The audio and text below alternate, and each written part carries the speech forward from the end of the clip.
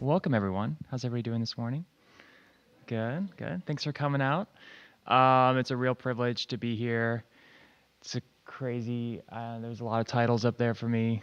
I think most of them are true. So I teach at Ohio University in the School of Media Arts and Studies, Scripps College of Communication. So primarily music industry, media industry, audio, technology, both current and developing fields. I also was a part of a $1 million grant initiative creating VR and/or XR technology, what we call it now, XR, just like mixed reality, augmented and virtual reality, to pioneer that for education and production here at the university. If you've been to the Nelson Music Festival or know about that great festival, I'm the producer and host of the Gladden House Sessions there, which is a live episodic series with a student team in partnership with WOUB Public Media. And then I also oversee a number of creative initiatives at OU, both place-based and also on campus. So I lead the South by Southwest trip each year, coming up here in March to Austin, Texas. We have a new class that we're launching this summer to take students as a part of an internship-based class to Bonnaroo and Forecastle Festival to get them on-site and backstage operations experience, which is going to be exciting. And then we do production apprenticeships in major studios across the country. We have one in Austin, Texas with Jim Eno of the band Spoon. And then also we have a new one we're launching in New York with Grammy-winning mixing engineer Michael Brower, who's amazing. If you're going to be around Thursday, March 28th, we are hosting the first full-day music industry conference here at OU that I'll be directing. It's going to be incredible, and we're going to be doing announcements at the end of next month for our panelists and guests. We have a number of incredible national and regional speakers coming in. Full day of panels. We'll be doing a networking mixer for panelists and attendees, and then music showcase that night at Memod Backstage. It's going to rule, so you should come out. Thursday, March 28th. Okay, I'm done with plugging things. So let me get to the business of why we're here. So the journey of the creative professional, inventing the world. So this talk, hopefully this morning, you can come away feeling like you understand how to navigate the journey of the creative professional. I chose this title because that's essentially what any creative professional needs to do and is doing in their field, and that's inventing a reality that has yet to come into existence. So the theme here is surreal. So, thinking about the word surreal, bizarre things, unreal, freakish things, uncanny things, I was like, perfect description of the creative journey of someone that's working in some kind of a professional field. And right out of the gate, I just want to distinguish between a creative person and a creative professional, what I'm going to be talking about. Everyone has creativity in them. Some of us have more than others. Some of us love doing creative things as a hobby. So that's kind of one set. The talk this morning is more about a person that wants to enter into a field and make a living as a creator of some sort, or to make some kind of a living off of that. Now, my bent is music industry, media industry, but really I think these principles transfer across multiple fault lines to that degree. So how we can identify the traits that fall across multiple stories. So again, in my own story, I started getting into music when I was in Pittsburgh growing up. As soon as I got an instrument in my hand, my family had a connection with a pretty well-known music promoter in the city, so I was always at concerts. Then I started skipping high school dances to play at punk clubs in the city, and it was like, I just couldn't have enough of it.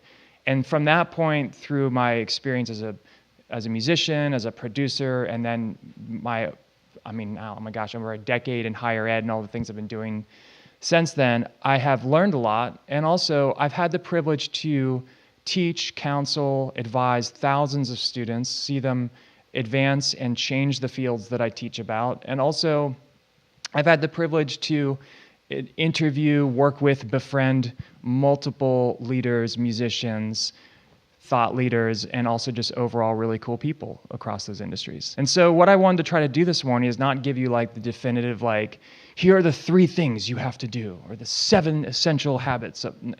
I'm trying to, if I could kind of distill those stories into kind of key thread lines, key storylines. What are the things that I see emerging in their lives as well as in my life that I think would be helpful for someone that wants to get into this field? So I'm just curious, right out of the gate, how many students do I have in the room of any stripe? A lot of students, wow. Okay, and how many of you in the room are currently working in some kind of creative field in any degree? Great, okay. So, oh man, I got some WIMI leaders here, this is great. I'll talk about WIMI in a little bit here. So I want to frame this today as talking about the journey, right? I love the idea of journey, especially as it pertains to creative life, because, you know, a lot of times we get hung up on what's the destination, what's the goal. Journey is much more open. In the kind of path of the creative has no, you know, guaranteed roadmaps, and the road changes as you're walking on it, and it's riddled with all kinds of obstacles and pitfalls. And so I think it's kind of an apt framework for what we're going to talk about today. But the trend lines I want to put out to you in just a minute. But first, let's talk about two of the primary obstacles that we face, what I would call the great destroyers. And I think this is common for all of us as we're trying to kind of figure out how to make it, quote unquote, in whatever industry we're working in.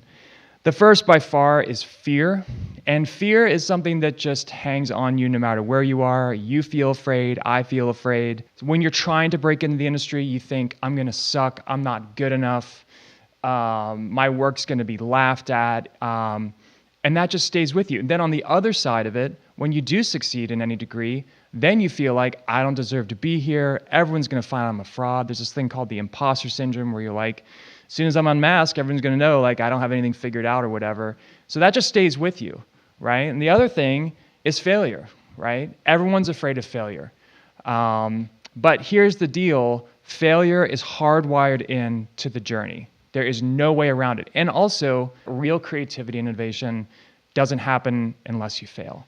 In fact, technology companies have this moniker of fail faster, like keep trying iterations and you get to the right thing. One of my favorite authors, Seth Godin, mentions that, the person that invented the ship also invented the shipwreck. So you got to deal with it. Failure is a part of the gig, and it's only going to take place unless you risk. There's no way around that. I could, like literally weekly, when parents bring in prospective students to our program, parents look at me with this, and I'm a parent, so I understand this, and they're like, is this a safe industry? Like, is it safe? And I'm like, no. No. But by that definition, no industry is safe right now. If you look at classic, like, safe industries, the legal profession, civil servants, all that is being rewired in real time because of the advent of massive technological change and societal change. Nonetheless, no, the music and media industry is not safe, but that doesn't mean it's not worth pursuing. But if you're looking for a safe industry, as a creative, it's not safe. But that doesn't mean it's not good, but it's not safe.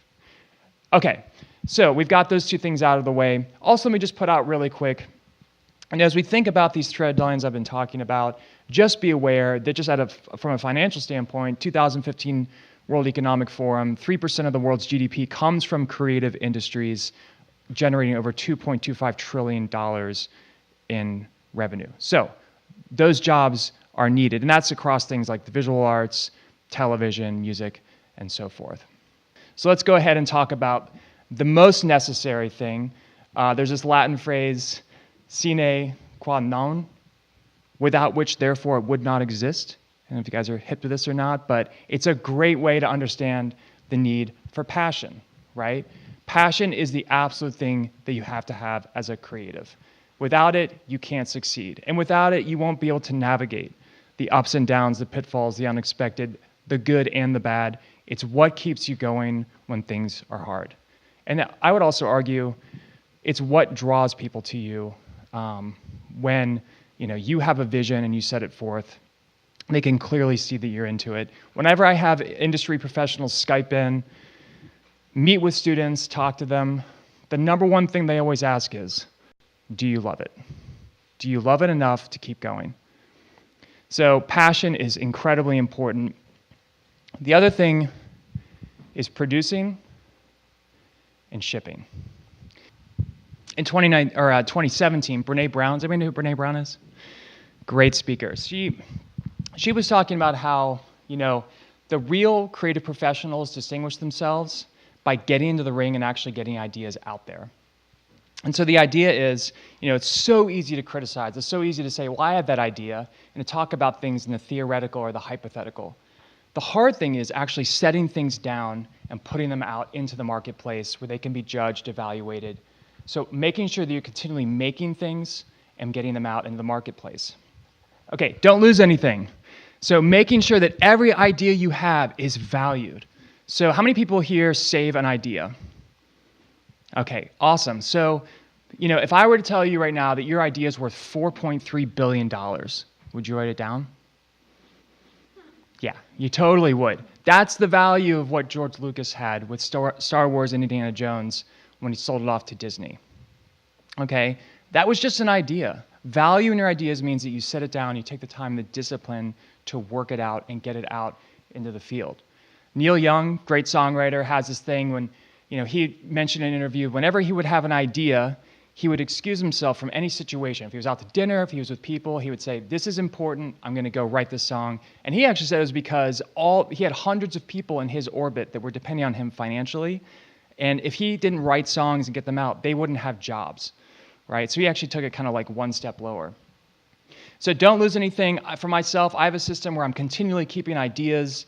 If I have a voice memo idea, if you've ever seen me out running, sometimes I'm speaking ideas into my phone. I look like a total idiot, but I don't want to lose the idea because they come and they go and there's no guarantee it's going to stick around. We've all had the experience where you have an idea come to you, like, I'll remember it, and then you lose it. And you're like, oh my gosh, what was it? And it's gone forever. So have some kind of a system to get your ideas down and try to hold on to as many kind of different ways you can do it. Voice memos, writing, keeping files, or whatever. Next. Okay, absorbing frequently. I do not know where that line came from, but nonetheless, be a lifelong learner. So continually find ways to read, learn, take in from those around you that are creating. Don't become stagnant. One of my favorite places in the world to visit is the Warhol in Pittsburgh. I try to go there once a year.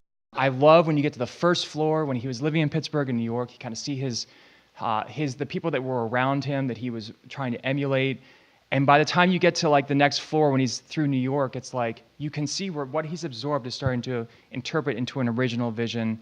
So he becomes a full-fledged he has a full-fledged vision by the mid-'60s when he's in New York and then beyond. It's a great kind of way to see that take place. Actually, I was just at the Met, and they had a Michelangelo exhibit, and it was the same thing. They had all of the people, his contemporaries, and then his work in the middle, and you could see where he was pulling ideas and absorbing and then developing an original vision. The other thing I'd say in this is also when you talk to people of any level of success, really listen to them. Really try to, when you talk to people, learn from them. Everybody has something to offer, and try to be as open as possible to learning. I would also say, actually, before this switches over, when you talk to people that you have known for a while, do you guys ever kind of realize they kind of hit a point where they just kind of stop learning, and you're not getting you can see you want to be around people that are continually engaging with new ideas. And that's the kind of person you want to be as a creative. That's what draws people to you wanting to work with you. Okay, creating your own targets. So one of my favorite producers, Brian Eno, has this saying that, it's really boring to have a target and try to hit it. He's like, no, just fire the arrow, and then wherever the arrow went, draw your target around that, And the idea there is that you don't have to follow what everyone is telling you has to be the target. Every innovation that has moved in industry always came because everyone's like, here's the way to go. And someone else said, well, why don't we just do this? Hence, that's why Instagram in 2012, with less than 14 employees and zero profit, wiped out Kodak and ended up having a market value of $1 billion, right? That's and that's also a cautionary tale of the pace of innovation right now. That's how fast you can move and pivot as a creative and really transform industries. And there are countless stories. I mean, right now, that's why Baby Shark is in the top 40 Billboard. If you don't know what that is, maybe keep it that way. But it's basically a K-pop interpretation of the kid's song. But that's the world we live in. Make sure you're kind of charting your own pathway and being aware of your own industry, your own sphere, of where those openings are, because they do exist, and it's up to you to take advantage of them and make your mark there. Remain open to any and all possibilities. As I mentioned, the world is changing. Who's noticed this? Okay, so as I mentioned, I have been involved with a lot of technology leaders. I presented on medical technology at Harvard last March as it pertains to VR and XR technology, and also at AES in New York and South by Southwest. I've gone through IBM's artificial intelligence demonstrations with Watson. I have seen Google present on autonomous vehicles. I've seen the lead researchers, Jennifer Doudna being one of them, of CRISPR, if you know what that is. Like, things are going to change and are changing very fast. In the next 15 years, it is predicted that 40% of all jobs as a result of AI are going to be replaced.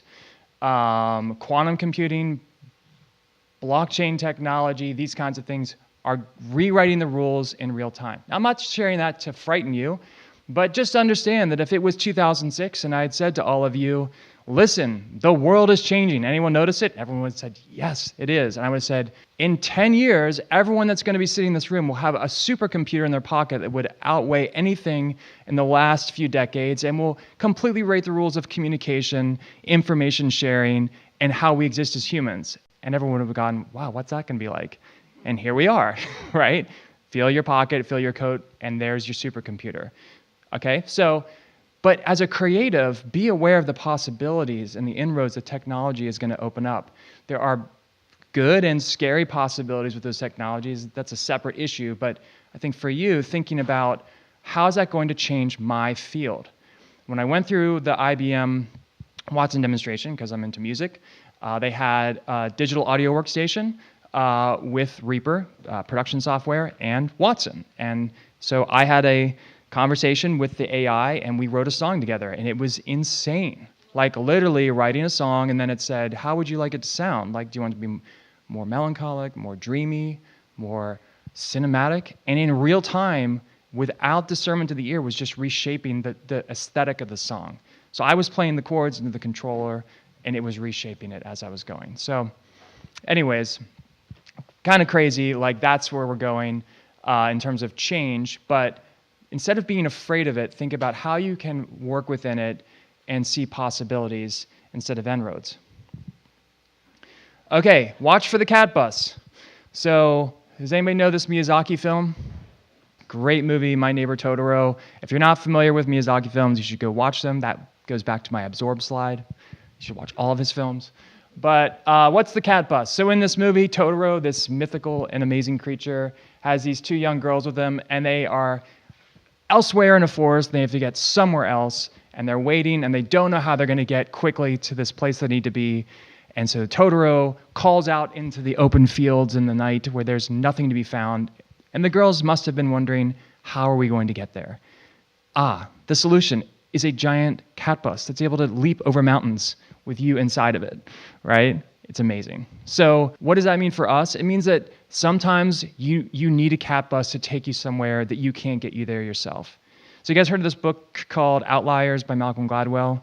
So the big punchline or the takeaway from that book that gets transferred to all of us is 10,000 hours, right? Who's heard of the 10,000 hour rule? Yeah, so the general gist here is that he studied people from Bill Gates to John Lennon and said, on average, it took them 10,000 hours to master their craft, right? Okay, so that's all well and good, and it's true. You do need to be involved with that and get better. However, the other side of that is that all those people had circumstantial things on their side that were out of their control. The year they were born, where they lived, the parents they had, the people they encountered. They had a cat bus, okay? So the goal of the creative then is to look for those things, but what I would say is the 10,000 hours is just there to assist fate. It's not going to determine it, but if you're putting yourself out there and you're growing, very often cat buses do appear and in ways you don't expect. Okay, being disciplined to practice. So getting to a point, so that's the 10,000 hour investment. That's the investment of time to really excel in your craft. Last year, actually, yeah, it was last year, Beyonce's mixing engineer, Tony Maserati, he's been joining us a few times to talk about his work on, I mean, he's mixed, endless singles, but, a lot of students are interested in his work with Beyonce because he's been working with her since the early 2000s. So when that album Lemonade was coming out, he had to go to London to mix a single off of there, but he only had, when he got there, he was there for a week, and he realized, I think he said Jay-Z told him that he had 4 hours to mix this song. Now, if you know anything about mixing music, let alone hundreds of tracks from one of the biggest pop stars on the planet, you know that 4 hours is like nothing.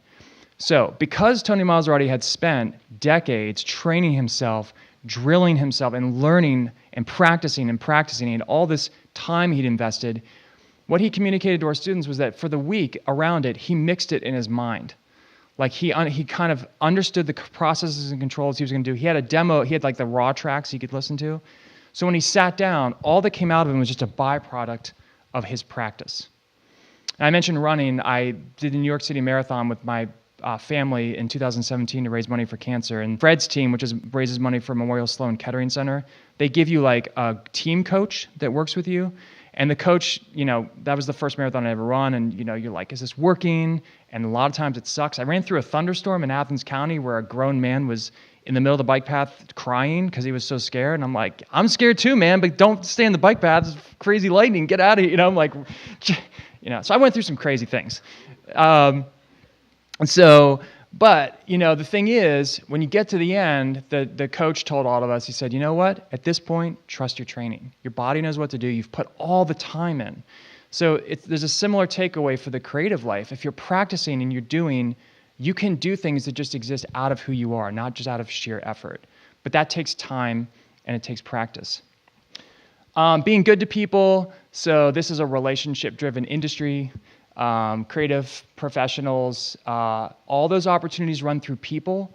So, you always want to make sure that you're good to those around you. As my friend Ross Hogarth says, be somebody that wants to, people want to hang out with. So it's not just about what you're getting out of people, but it's actually wanting to have relationship.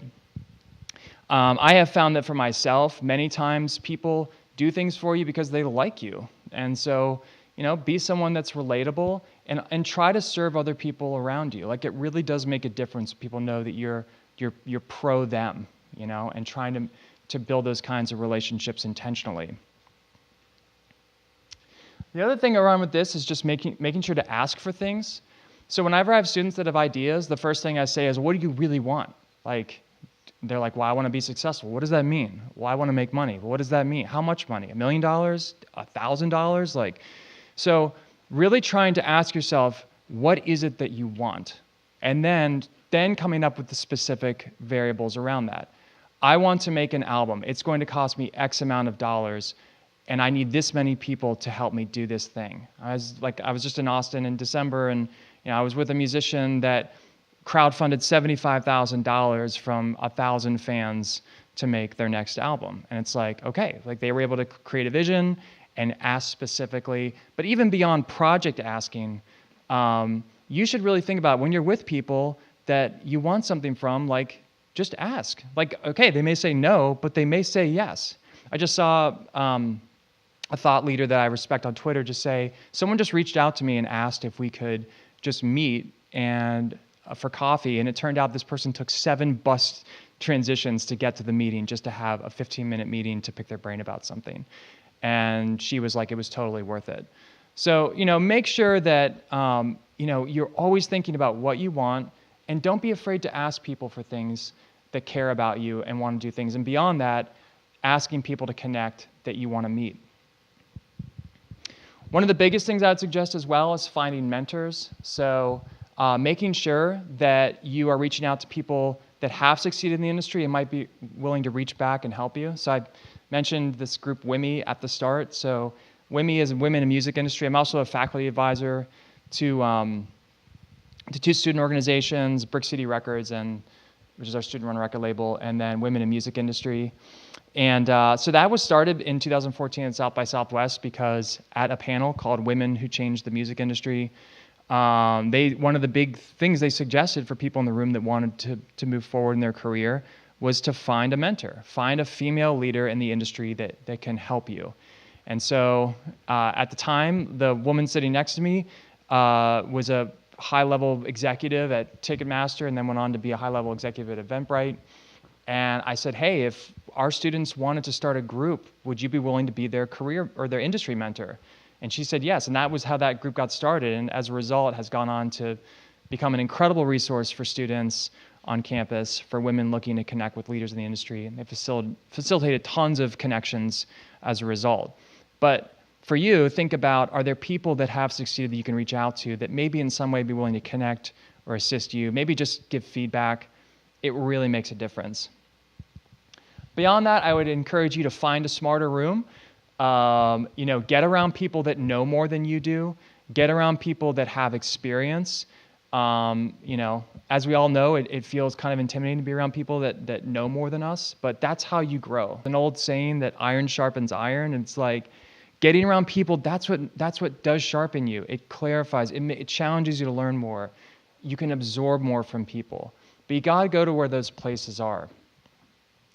To that end, go and meet the people that are actually shaping your field. They are out there. This is the most connected time in human history, full stop. Those people, not only are they available on social media to connect with, but beyond that, there are so many great opportunities. I mentioned South by Southwest. That's probably the biggest one. But there are conferences. Again, not to plug myself, but we'll be hosting a conference here on campus. There are things in the community that are being done. There are things within an hour or two driving radius that you can attend. Just go out and start meeting people. If there's anything I could, networking, I hate that word networking, but I love the idea of building relationships. Because it's a relationship-driven process, go out and start meeting those people as much as possible. Find where they are and make an effort to connect. The last thing is being entrepreneurial. So, the last point of this process is always thinking about how you make money. And it doesn't matter what stage you're at. This is always a consideration. I was just on the phone with a pretty well-known industry leader last night, and it's like they're thinking about, okay, how do I pivot to this new thing? If you've read anything about the music industry, you know that there was an overall 60% drop in revenue over the course of the last, from about 99 through about 2016. And so everybody had to reinvent, and we're still in a process of reinvention in that industry. Same thing happened in the film industry. If you've read anything about what's going on with Netflix and how they are now kind of a big content producer. I know we all watch Netflix, but these kind of wholesale changes are requiring everyone to rethink, how do you make money? I was just talking with this gentleman, Derek Ali, goes by Mixed by Ali. He's Kendrick Lamar's mix engineer. If you know, Kendrick Lamar is the most amazing hip hop artist of our time. So Derek worked on all of Kendrick's albums, and then also just worked on the Black Panther soundtrack. And here's a guy that you could say, all right, he's at the top of his game. He's with Top Dog Entertainment, which is, again, one of the biggest hip hop entities that's out there right now. And if you didn't know this, a quarter of all streaming music is now hip hop. So it's a huge global phenomenon and genre. And what's he doing? He is developing an entrepreneurial framework to create a new way to mix records. So what he has done is he's built a company called Engineers, like a car engine and human ears, engineers, get it? Okay, it's clever, really clever. So the idea is, and actually Abbey Road Studios, if you've heard of Abbey Road, there's a band called the Beatles and Pink Floyd that recorded there. So Abbey Road and as well as Derek are doing this model where a musician can mail them tracks, and then their team of engineers will mix your songs for you. Actually, Abbey Road's thing is they're offering mastering, which is kind of the final stage of putting music out, and then also tuning vocals for you. Now, they charge a lot, but again, you can say my album was mixed by the folks at this group or whatever. And so he's developing a brand new business model, even while he's wildly succeeding as an engineer right now. Okay, so again, those are my thread lines for you. At the end of the day, I just give you this quote from Dylan. This has been a philosophy that I think is the moniker of the creative professional. If you're not busy being born, you're busy dying. And that's a frightening prospect, but it's the prospect that we all face. If you're not continually growing in the journey as a creative professional, there is no neutral. There is no like, okay, I'm just going to hang here for a bit. Hanging somewhere for a bit means that as things change, you're not developing with it. And so I'd say, especially in this era right now of unprecedented technological change and the way it's reshaping the way that we take in content, the way we distribute creativity, all the more important that you continue growing, keeping your eye on what's changing around you, and figuring out how to adapt to it in real time. And that's it. So anyways, my email, my Twitter handle, and stuff are up here. So if you want to reach out, please do. Any questions? Yeah, go ahead. I really love your pictures. They say more. Oh yeah, I'm sorry. Yes, thank you. That's actually, most of those are by photo manipulator Eric Johansson. I had his name up there to credit him at the end. Thank you. Yeah, Eric Johansson is amazing. You should check out his work. Yeah, he's awesome. Could you talk about some of your creative disciplines or processes that you use? So you mentioned taking notes, voice memos, things like that. I'll give you the top ones come to my mind. The first one is, definitely like, I'm a huge respecter of ideas that come. So I will voice memo or write, or I have this thing now where I'll drop it into the top section of iCal that's not in the planner, and then it'll come up like a week from now. And then if I'm like, it's still worth thinking about, I'll put it down another week or another month. And then actually that's what happened with that Bonnaroo class. That was a 2-year-old idea. And then I was on a phone call with someone. I'm like, let me just throw that idea back in the mix and see what he says. And they were like, oh, that's a great idea. I was like, oh, yeah, I thought so. And so then we kind of worked through. But that one I kind of like can transfer down. I've just found for me that like iCal, or I have a thing called To Do, which is an app that I'll just put notes into. If it's like music or something, I'll just get a voice memo. I'll sit at my piano and just crank it out, or a guitar or whatever. For me personally, creative stuff though, definitely meeting people, as many people as possible, getting to places. And then for me personally, I've also found that like taking care of myself, like exercise, like running in particular for me, I found like unlocks a lot for me. Like if I can just, or even biking long distances, it really like, it's so crazy how it changes the way my brain works and the way things just kind of open up. So I think finding the disciplines that for you make you feel good and feel like you can get your mind moving, those are the ones that come to mind immediately. Yeah. Have you noticed, like, working with students as time progresses, have their desires changed, like the younger generation? Like, are they all wanting to move in different directions than when you first started getting into education at all? Oh, yeah. Yeah, definitely. And I think it's just because of the way that the nature of the world has changed. I mean, when I was in college, I was like BC and AD with the internet. It was like the internet dropped right when I was in college, which is crazy to say if you can even imagine. I mean, I know there's some in the room that know that the world was like before the internet, but my students now don't know what the world was like without a smartphone. And so just the idea of like how communication, creativity, and things flow, and the expectation of immediacy, and the expectation of the way things should be happening, it's just experientially, it's immigrant and native out the wazoo, you know?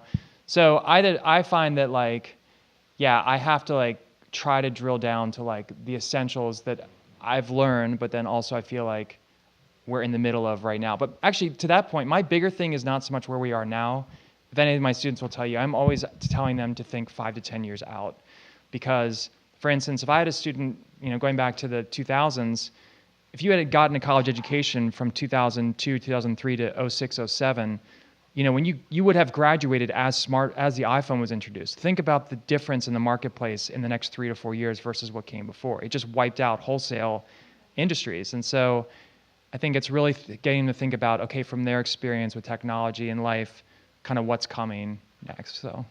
Hi, Josh. Thanks for coming. I just wanted to ask you about your experiences with crowdfunding. I'm getting ready to do a Kickstarter campaign, and I wonder what you can share from your insights from any experiences you have with that kind of thing.